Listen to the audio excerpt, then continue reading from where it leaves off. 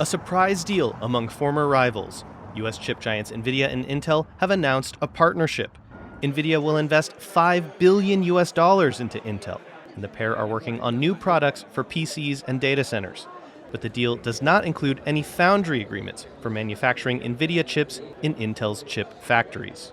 A lot of folks were expecting to see more like foundry deals, because the big push has really been around manufacturing, and this is not a foundry deal. This is a product deal, which I think for Intel is fine because, frankly, their product business needs a lot of help too. The new products include a system on chip for consumer PCs, combining Intel CPUs with Nvidia's GPUs. Nvidia will also buy Intel CPUs for use in its data center rack systems. Investors were excited, with Intel stock ending up more than 22% on Thursday. Nvidia was also up nearly 3.5%. It's a big boost for Intel, which has struggled for years, but recently drew in lots of fresh money.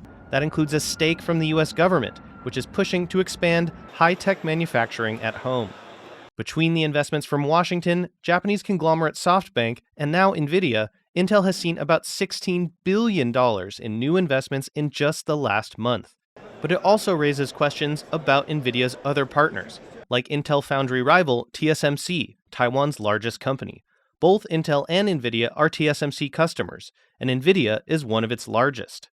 But the CEOs of both Intel and Nvidia publicly praised TSMC and stressed there is no foundry agreement in this partnership.